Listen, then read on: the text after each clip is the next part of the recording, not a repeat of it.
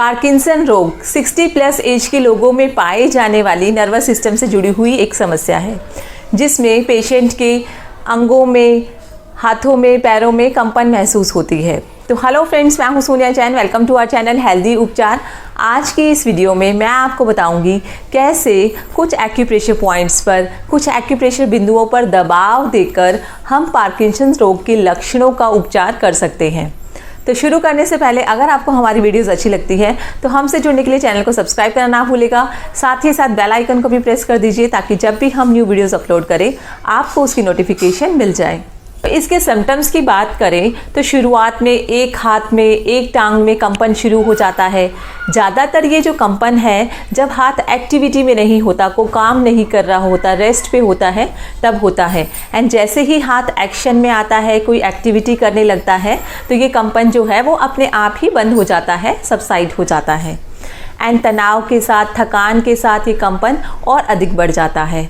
इसी के साथ साथ लॉन्ग टर्म में क्या होता है, एक हाथ से, एक पैर से ये कंपन जो है दोनों टांगों में, दोनों हाथों में होना शुरू हो जाता है। एंड धीरे धीरे ये जो कंपन है जॉ में, टंग में, फॉरहेड में होना शुरू हो जाता है। कंपन के साथ साथ स्लोनेस आ जाती है। व्यक्ति की जो स्पीड है, डेली एक्टिविटीज़ करने की जो स्पीड है वो स्लो हो जाती है, कम हो जाती है। व्यक्ति की खाने की स्पीड, चलने की स्पीड, नहाने की स्पीड, जो भी डेली एक्टिविटीज़ हैं वो उसमें स्लोनेस आ जाती है। इसके साथ साथ बॉडी के किसी एक हिस्से में स्टिफनेस आने लग जाती है, अकड़न आने लग जाती है। एंड धीरे धीरे जैसे जैसे रोग बढ़ता है दूसरे अंगों में भी स्टिफनेस, अकड़न महसूस होनी शुरू हो जाती है। इसी के साथ साथ चलने में, व्यक्ति को चलने में परेशानी होने लगती है। स्पेशली जब व्यक्ति जो है पहला कदम रखता है, फर्स्ट स्टेप रखता है, तो उसको परेशानी होती है। एंड कई बार क्या होता है, अचानक से वो, उसकी जो स्पीड है वो बढ़ जाती है, चलने की स्पीड बढ़ जाती है, उसको बैलेंसिंग प्रॉब्लम होने लग जाती है, अचानक से उसका बैलेंस बिगड़ जाता है। एंड जैसे जैसे रोग बढ़ जाता है तो व्यक्ति को चलते चलते एकदम से ऐसा महसूस होता है कि उसके जो पैर हैं, उसके जो फुट हैं वो एकदम से ग्राउंड से चिपक गए हैं, किसी ग्लू से चिपक गए हैं। उसको इस तरीके का एहसास होता है। एंड जिस वक्त उसको इस तरीके का एहसास होता है उसका एकदम से बैलेंस बिगड़ जाता है एंड वो आगे की तरफ गिर जाता है। तो इस तरीके से ये मेन 4 लक्षण, कंपन है, व्यक्ति में स्लोनेस आ जाती है, चलने में बैलेंस बिगड़ने लगता है, शरीर में अकड़न महसूस होती है, तो ये 4 मेन लक्षण होते हैं। एंड इसी के साथ साथ व्यक्ति का जो व्यवहार है वो बदल जाता है। व्यक्ति का जो सोने में बदलाव आ जाता है, उसको नींद में वो चिल्लाने लगता है, रात में उसको पसीना आने लगता है, वो हाथों पैरों की भी मूवमेंट होने लगती है। रात में वो, उसके जो हाथ पैर हैं उनकी भी एकदम से मूवमेंट होनी शुरू हो जाती है। व्यक्ति की जो फेस के एक्सप्रेशंस हैं वो भी, उनमें भी चेंजेस आ जाता है, वो बहुत कम, स्लो हो जाते हैं। एकदम से व्यक्ति अपने आप को एक्सप्रेस नहीं कर पाता। एंड कई बार क्या होता है, जो पेशेंट है वो एक साथ एक ही जगह टकटकी लगाकर ऐसे तरीके से देखता रहता है, माउथ ओपन करके एंड इस तरीके से टकटकी लगाकर एक ही जगह देखता रहता है कि उसके जो एक्सप्रेशंस हैं, वो जो नर्व्स जो एक्सप्रेशंस को कंट्रोल करती हैं वो वीक हो जाती हैं। तो इस तरीके से व्यक्ति काफ़ी डिप्रेशन में आ जाता है। इस रोग के, पार्किंसन रोग के शुरू होने के 10-12 साल पहले भी व्यक्ति जो है स्टार्टिंग में डिप्रेशन में आ जाता है एंड उसके बाद धीरे धीरे उसकी जो कंडीशन है वो बिगड़ती चली जाती है एंड उसको कंपन महसूस होने लगती है। तो इस तरीके के सिम्टम्स जो हैं हमें पार्किंसन रोग में देखने को मिलते हैं। तो इस तरीके से हम इनको आइडेंटिफाई कर सकते हैं। इस तरीके के सिम्टम्स अगर हैं तो हम ये मान सकते हैं कि पार्किंसन रोग है एंड उसके बाद हम चेकअप करवा कर इसको फाइनल कंफर्म कर सकते हैं। तो साइंटिफिकली ये माना गया है कि हमारे माइंड का, हमारे ब्रेन का एक हिस्सा होता है जिसको हम सब्सटेंशिया नाइग्रा कहते हैं। वहाँ से एक केमिकल निकलता है जिसका नाम होता है डोपामाइन। वही हमारी नर्व्स को नरिश करता है एंड सारी एक्टिविटीज़ को कंट्रोल करता है। तो इस तरीके से जब ये डोपामाइन की जो क्वांटिटी है, ये जब डोपामाइन केमिकल नाम का केमिकल जो निकलना कम हो जाता है तो हमें इस तरीके की कंपन की, पार्किंसन रोग के लक्षणों की जो है अनुभूति होती है। चलिए अब बात करते हैं एक्यूप्रेशर ट्रीटमेंट की। तो जब हमारे बॉडी के फ्लूइड्स, हमारी बॉडी के तरल पदार्थ, हमारा ब्लड नर्व्स तक नहीं पहुंच पाता, हमारी नर्व्स तक नहीं पहुंच पाता, नर्व्स को नरिशमेंट प्रोवाइड नहीं कर पाता, तो ये ड्राई हो जाती हैं एंड इसकी वजह से हमारी बॉडी में कंपन शुरू हो जाती है। तो जब व्यक्ति बहुत ज़्यादा एक्सेस एक्टिविटीज़ करता है, बिना रेस्ट किए लगातार काम करता रहता है, तो उसकी जो किडनी है वो कमज़ोर हो जाती है, स्पेशली किडनी यिन। एंड इसी के साथ साथ एक्सेसिव सेक्सुअल एक्टिविटीज़ करने की वजह से भी हमारी किडनी जो है वो कमज़ोर हो जाती है। एंड ये कमज़ोर किडनी हमारे लीवर को नरिश नहीं कर पाती, लीवर को नरिशमेंट प्रोवाइड नहीं कर पाती, जिसकी वजह से इसका इफ़ेक्ट हमारे लीवर पर पड़ता है।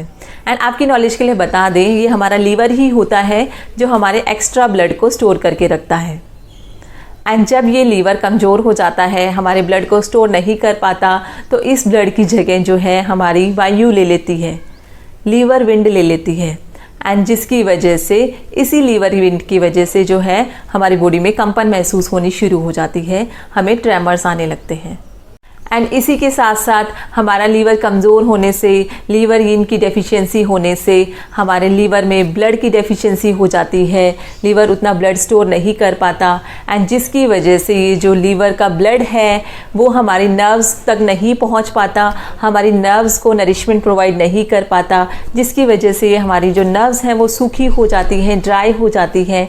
एंड जिसकी वजह से ये जो ड्राई नर्व्स हैं एंड साथ में हमारे लीवर में ब्लड की डेफिशिएंसी होने से जो हमारे लीवर में वायु आ जाती है, लीवर विंड आ जाती है, तो ये ड्राई नर्व्स प्लस हमारे लीवर विंड मिलकर हमारी बॉडी में ट्रेमर को कोज करते हैं, कंपन का कारण बनते हैं।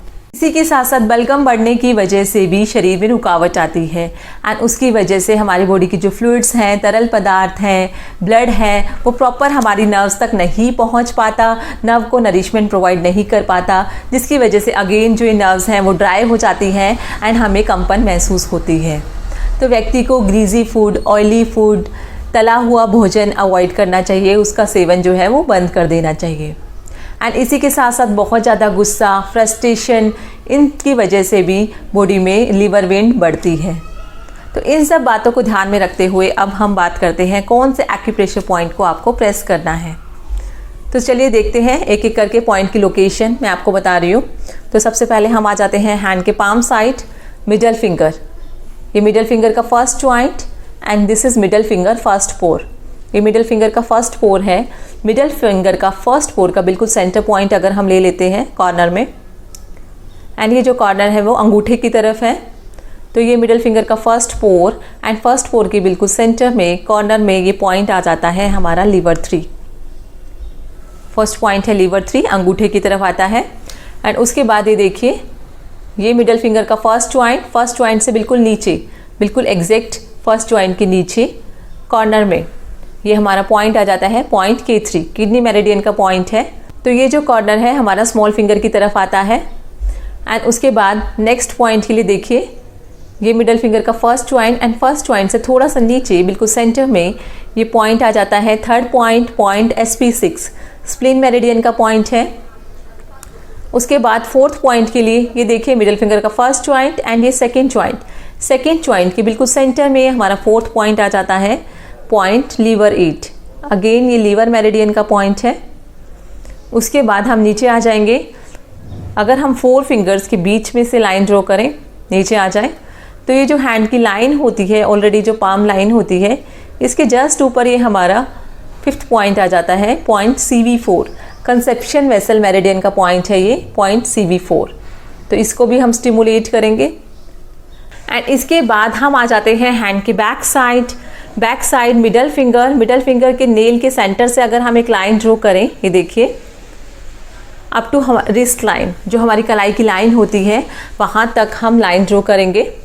तो ये देखिए, जहाँ से हमारी मिडल फिंगर जुड़ी होती है, अटैच होती है, एंड ये हमारी रिस्ट लाइन, कलाई की जो लाइन है, तो अगर हम इस एरिया का सेंटर पॉइंट निकालें, जहाँ से फिंगर जुड़ी हुई है एंड कलाई की लाइन, रिस्ट लाइन्स का अगर हम सेंटर पॉइंट निकालें, इस एरिया का सेंटर पॉइंट निकालें, तो ये हमारा नेक्स्ट पॉइंट आ जाता है, पॉइंट UB23। ये हमारा 6th पॉइंट है, पॉइंट UB23। एंड उसके बाद नेक्स्ट पॉइंट के लिए देखिए, ये wrist line and wrist line से 2 पॉइंट छोड़ देते हैं हम, 1, 2। तो ये 2 पॉइंट जो मैंने रेड कलर से डिनोट किए हैं, इन दोनों पॉइंट को छोड़ते हुए इसके जस्ट ऊपर हमारा पॉइंट आ जाता है, पॉइंट UB18। तो हैंड के बैक साइड में हमारे 2 पॉइंट आ जाते हैं, point UB18 and point UB23।